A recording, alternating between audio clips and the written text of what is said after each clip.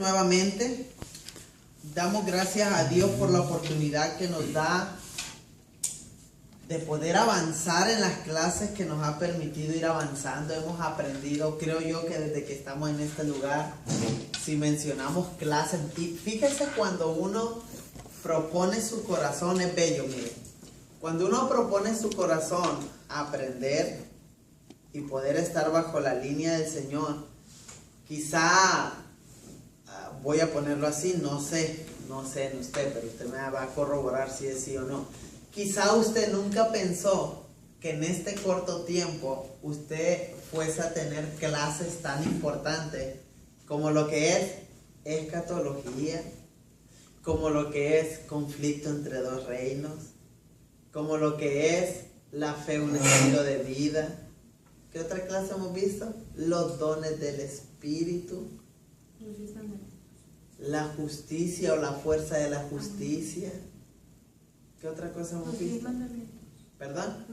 Los 10 mandamientos como una serie. La administración de sí mismo. La administración. Y cuando uno se regresa un poquito atrás y usted dice, ha sido, a pesar de que es corto, quizá 2 años, pero a la vez ha sido largo porque han venido pruebas y han venido luchas. Pero usted voltea para atrás y usted dice, ha valido la pena.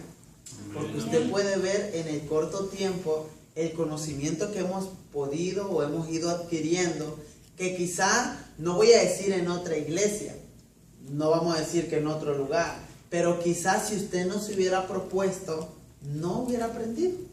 Porque no depende de la iglesia, depende de que usted, donde se estén dando clases, ahí esté, diciendo presente. Amén.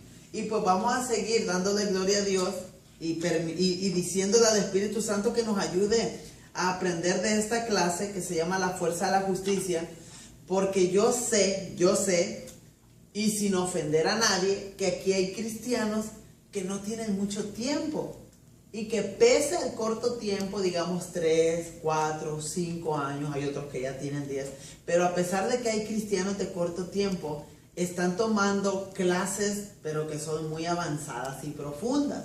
No con esto quiero decir de que porque tengan corto tiempo, pues el cerebro no les va a funcionar. Sino que lo que quiero dar a entender que muchas de las veces hay cristianos que a pesar de que tienen corto tiempo, reciben una enseñanza como la que estamos aprendiendo.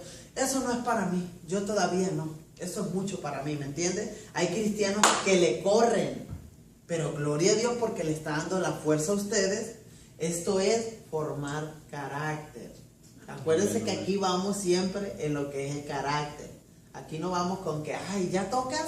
¿Ya sabes cantar? No, aquí es carácter. Aquí usted me puede hablar las 10 lenguas o 20 lenguas del mundo espirituales y aún las chismosas, pero si usted no tiene carácter, pues no le sirve de nada. Pablo lo dijo. Si yo hablase en lenguas y que incluso él sabía idiomas y él sabía, era polifacético, él sabía muchas cosas. Sin embargo, él dijo, nada soy si no tengo ¿qué? Amor. Así es que, gloria a Dios. Vamos a continuar. Nos quedamos la vez pasada en lo que fue acerca de la justificación de Jesús.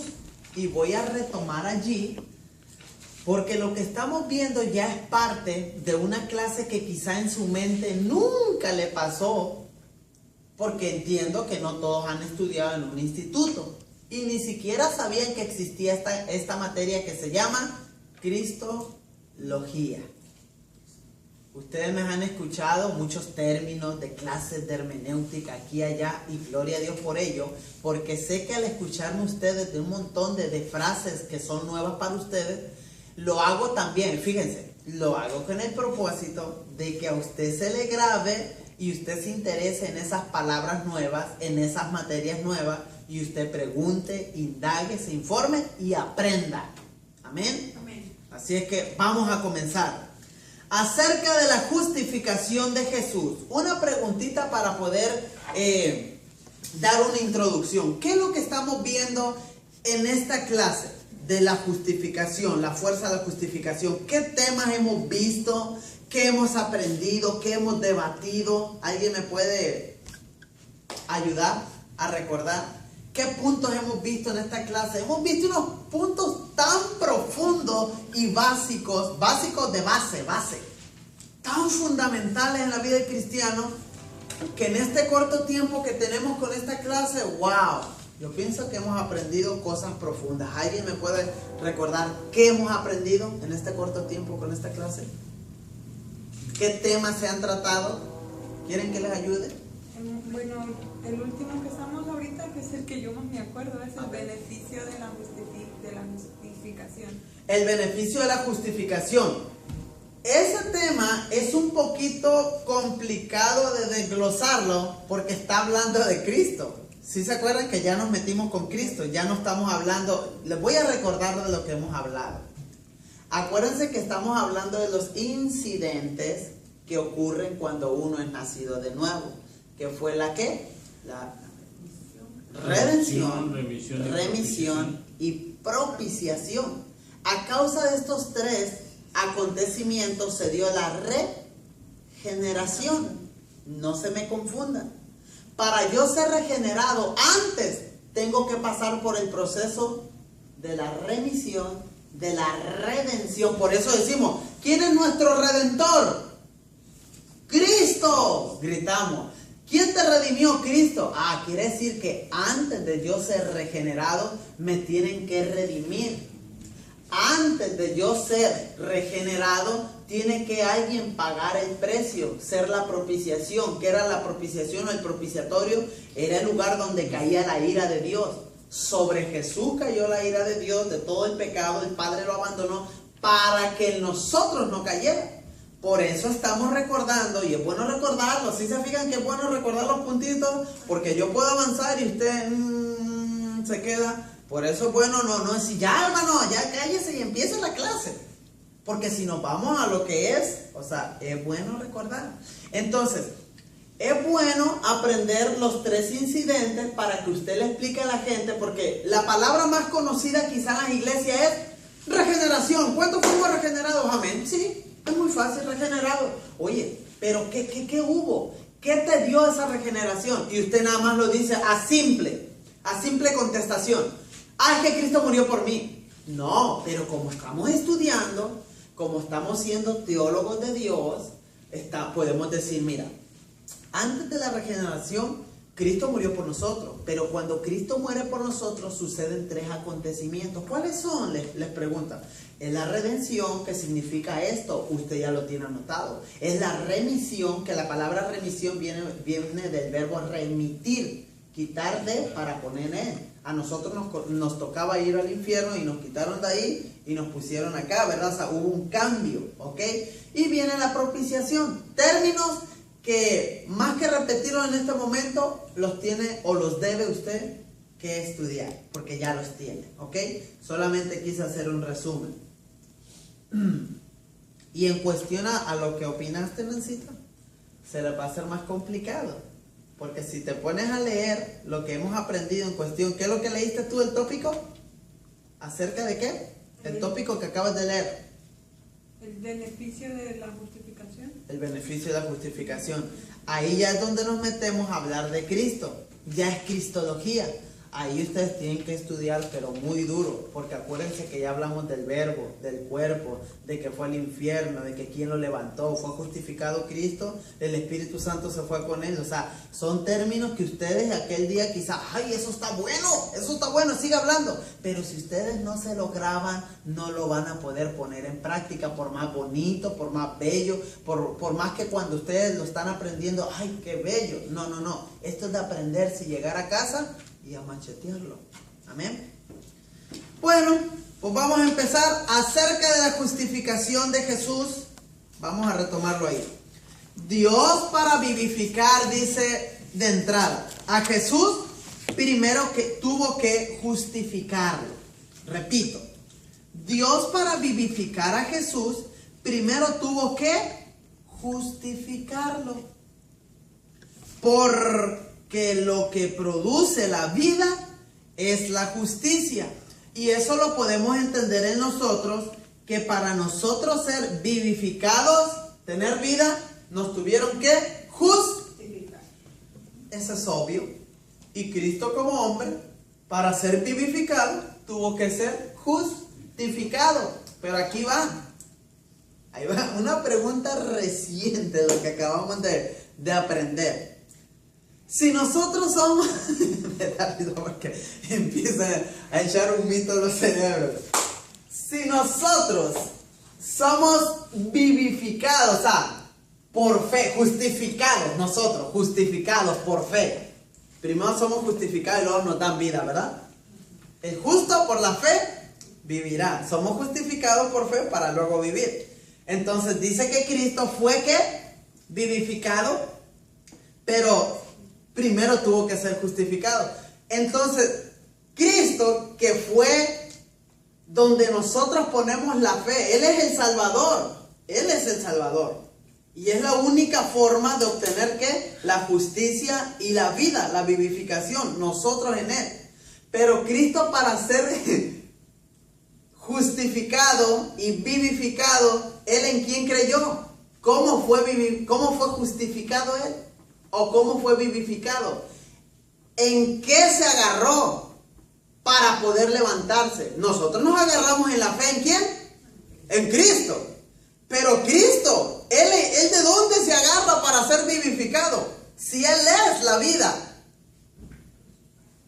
Dice la Escritura que los que cumplían la ley se iban a poder vivir. Todo aquel que haga estos mandamientos por ellos vivirá, dice la Escritura. Miren, eso lo acabamos de... Por eso me gusta aventarle algunos destellos. Melitón tiene razón. Lo acabamos de ver el día martes. Usted se va y se mete al video y usted ahí lo va a encontrar. Ahí lo va a encontrar. Yo les dije, yo estuve leyendo en la enseñanza, que lo único que podía levantar a Cristo, o el argumento que tomó el Espíritu Santo para vivificar a Cristo, era la ley. Porque Cristo murió en pecado. Y Cristo no iba a aparecer otro Cristo para querer. Este Cristo cree en otro Cristo y es levantado. No. Él cumplió la ley, los 613 mandamientos. Entonces, como Él no pecó, murió en pecado, pero Él no pecó, entonces al tercer día se levanta. Y al levantarse al tercer día, entonces es lo que hemos puesto de ejemplo y usted ya se lo sabe de memoria. Ya si lo vuelvo a repetir, lo va a recordar así porque lo he repetido mucho. Donde el diablo, en forma analógica, en forma de ejemplo, corre y por qué lo levanta, etcétera, etcétera. Porque no se encontró pecado en él. Él se levanta porque hay un argumento que se llama la ley. Él cumplió la ley. Entonces el que cumple la ley tiene vida. Si Adán no hubiese pecado, entonces ¿qué es lo que hace? Él condena a Satanás y no hubiese entrado la muerte en él. Pero como sí pecó, fíjense cómo está el contraste. A Adán se le dio un mandamiento y se fue a tierra. A Jesucristo se le dieron 613 mandamientos y todos los cumplió. Y dicho sea de paso, la Biblia dice todos los cumplió, o sea que todos los cumplió, pero también menciona donde dice que la ley se cumplió en él. En pocas palabras, yo me lo imagino así, en forma de imaginación, de que Cristo va caminando y la ley se va cumpliendo en él.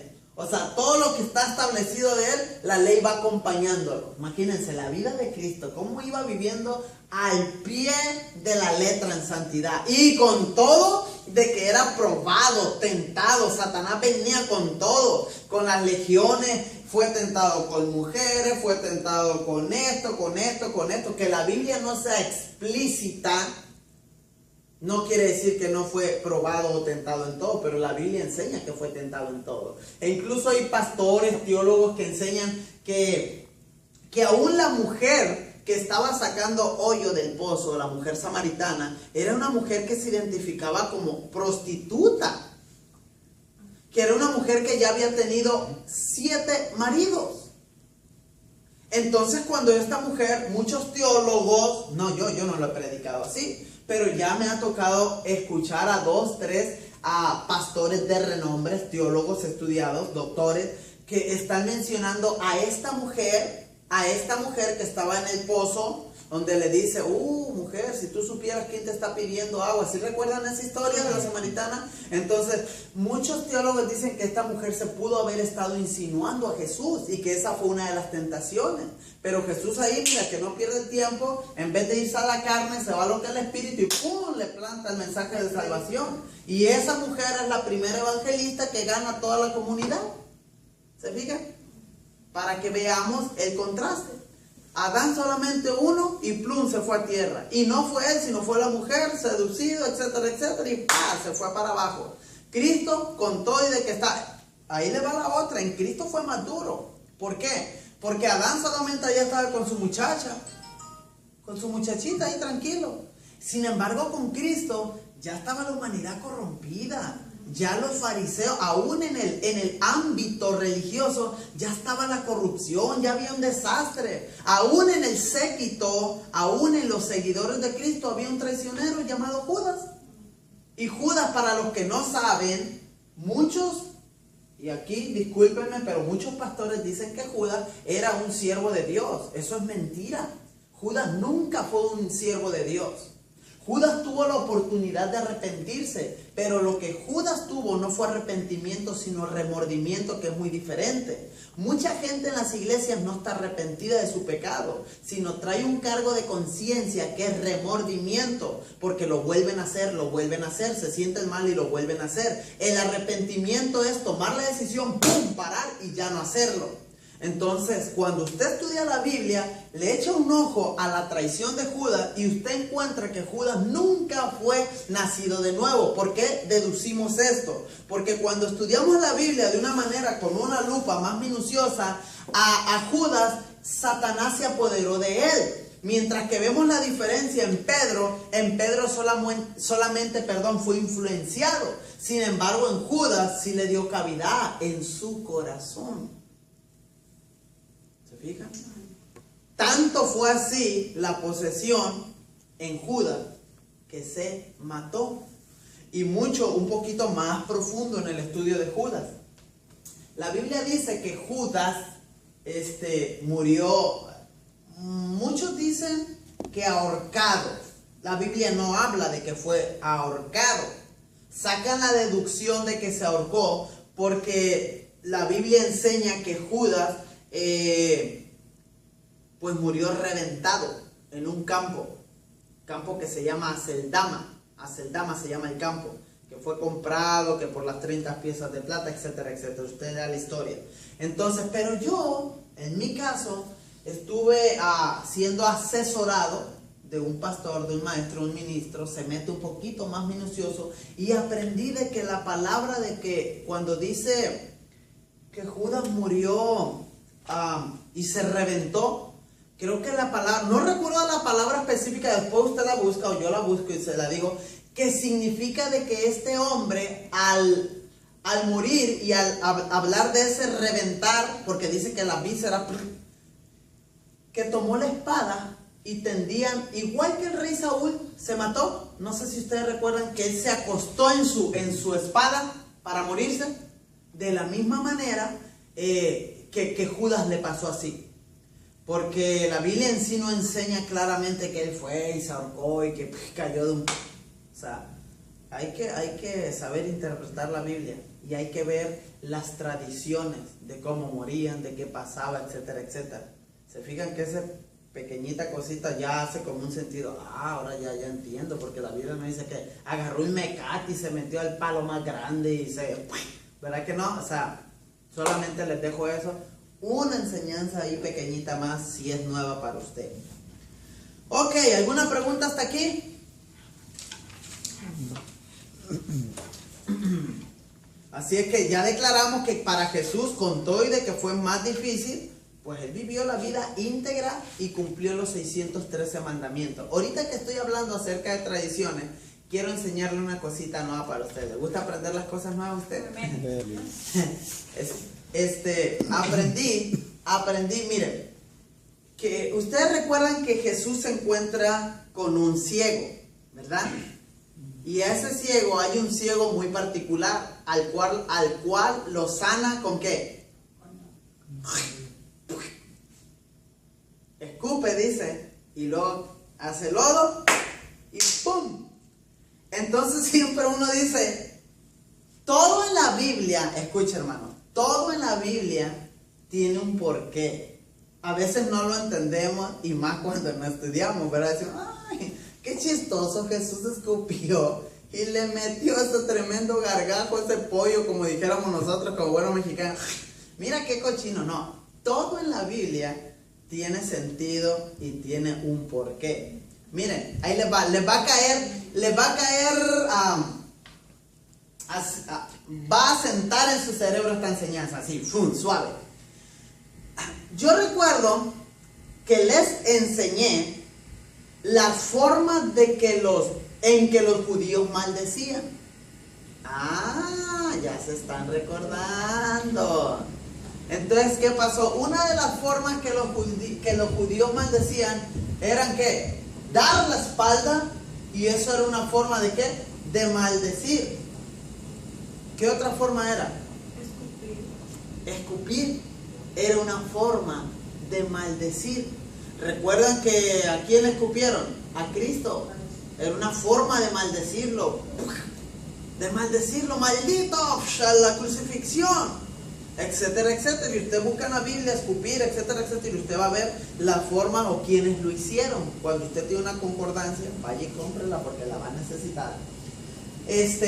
Ahora, ¿qué significa cuando Cristo viene y va a sanar a este hombre? Y agarra y escupe, hace lodo, hace barro y ¡pum! Se lo pega aquí en los ojos. A ver, ¿alguien me puede decir qué significa eso? ¿Ah? ¿Estaba maldiciendo sus ojos? Cristo estaba maldiciendo las enfermedades, diciendo, hasta aquí llegaste, enfermedad, te maldigo, ¡pum! Sano. Amén. ¿Se fijó cómo agarró sentido la enseñanza?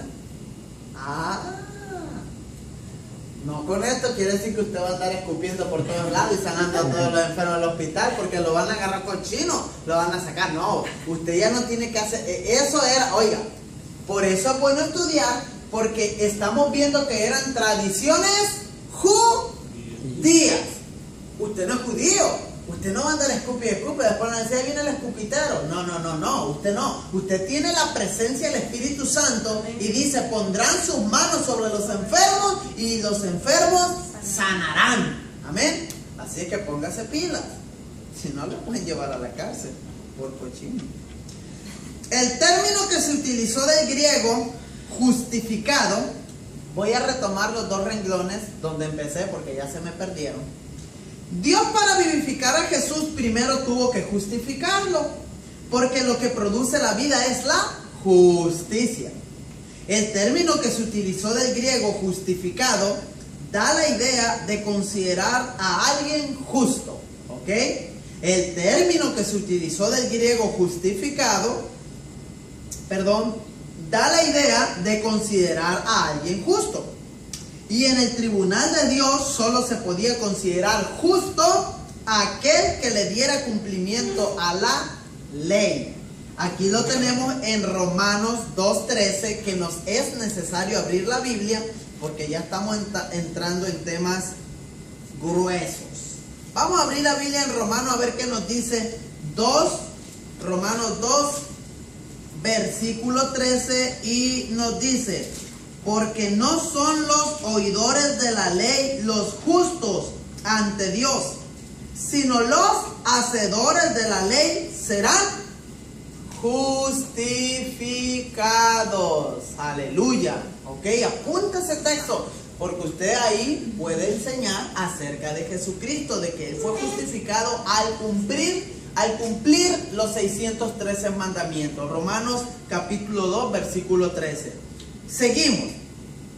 En primera carta a Timoteo 3:16 se da la idea en una forma tácita, que dijimos que era la palabra tácita. ¿Se les olvidó? Sobreentendida. Pongan ahí tácita y pongan ahí entre paréntesis o entre comillas. La palabra tácita significa sobreentendida. Esto significa que cuando yo les diga, ok, les voy a enseñar de una manera tácita lo que es el poder de Dios. ¿Qué estoy diciendo? Les voy a enseñar de una manera sobreentendida y suave que se sobreentienda el poder de Dios. Ok, eso significa tácito, sobreentendido. El término que se utilizó, en 1 Timoteo 3:16 se da la idea en una forma tácita de que el Espíritu Santo fue el agente encargado de justificar a Jesús. ¿Quién fue el agente encargado de justificar a Jesús? El Espíritu Santo, anótelo. ¿Quién fue el agente encargado de justificar a Jesucristo? Porque Jesucristo murió en pecado. Tenía que ser justificado, ¿para qué? Para ser levantado, resucitado. Ok, entonces fue el Espíritu Santo. Y esto lo deducimos, esto que estamos diciendo que fue el Espíritu Santo que lo justificó. Y esto lo deducimos por el término que se utilizó en el griego justificado, que indica dicha acción. Ok, Dios fue manifestado en carne y justificado en el Espíritu, hablando ya de Cristo. La frase en el Espíritu, para hacer referencia a lo justificado, no solo es atribuido a la acción del Espíritu Santo. Voy a volver a repetir esa frasecita. La frase en el Espíritu, o sea, esa palabra en el Espíritu la tomé cuando dije justificado en el Espíritu. Ok. La frase justificado en el Espíritu, para hacer referencia a lo justificado, no solo es atribuido a la acción del Espíritu Santo en la obra de justificación, sino a la acción directa del Espíritu Santo justificando a Jesús en el Espíritu. Que fue ahí donde nuestra hermana Nancy me preguntaba que si era el nacimiento de nuevo. Sí recuerdas que no me dijiste acerca del nacimiento o no, pero me dijiste algo similar, que si ahí era donde ¿qué? Donde recibía el soplo de vida. Dios fue manifestado en carne, justificado en el Espíritu. Ok. Debemos tomar en cuenta que el Espíritu Santo nunca podría llevar a cabo dicha acción sin tener un argumento o razón para hacerlo. ¿Cuál era el argumento para poder levantar a Jesús? La ley. Vayan teniendo sentido lo que vamos enseñando. Estamos hablando de tres cosas. Bueno, de dos personajes y una cosa. Estamos hablando mucho del Espíritu Santo, ¿sí se están fijando? Y estamos hablando de la persona de Cristo, ¿verdad? De que Cristo está muerto, se fue al infierno y que y que el Espíritu Santo lo ha de levantar y de justificar. Entonces, ¿por qué lo va a justificar el Espíritu Santo? ¿Cuál es el argumento? ¿Por qué lo va a levantar? Porque Él no murió en pecado. Y al no morir en pecado, eso significa que Él cumplió la ley. ¿Ya se entendió ya más fácil? Ok, perfecto. Entonces, el Espíritu Santo tiene un argumento o razón para hacerlo. Él debía tener un argumento de peso para poder librar a Jesús del estado de pecado. Ok, en el cual Jesús se encontraba. Por tanto, el elemento que Dios utilizó para justificar a Jesús en su espíritu fue el cumplimiento de la ley o los 10 mandamientos de Dios. La ley podía justificar y vivificar al hombre, ¿ok? Ya hablando de Adán, fíjense, ya lo que yo enseñé hace ratito lo vamos a corroborar aquí. La ley podía justificar y vivificar al hombre. Pablo nunca negó la posibilidad. Ahora, que no hubo uno que pudiera cumplir la ley para ser justificada por ella, eso es otra cosa. Porque de haber Adán cumplido la ley, de haber Moisés cumplido la ley, o algún otro hombre, pues entonces, ¿qué pasa? Pues tenemos una persona que lo logró cumplir, etcétera, etcétera, y ya no se necesita Cristo. Pero bueno, también otras de las cosas que tenemos que entender, porque uno puede decir, ¿y por qué otro no pudo, etcétera, etcétera? Sí se pudo, pero no quisieron. Y también ya vemos en la palabra de Dios un plan trazado, que se tenía que cumplir así, ¿me entiendes? Adán podía y tenía la posibilidad de derrotar al enemigo. Al Adán no pecar y no probar ese fruto prohibido que le dio Eva, porque no fue Satanás que le dio a Eva. Entonces, ¿qué es lo que pasa? Pues al él decir, no, yo voy a cuidar lo que Dios me dio, la propiedad que Dios me dio para administrar. A mí me dio mi mujer. Entonces, por la obediencia de la cabeza, Adán, aquí va una enseñanza para nosotros las cabezas del hogar. Mi obediencia redime, ¿ok?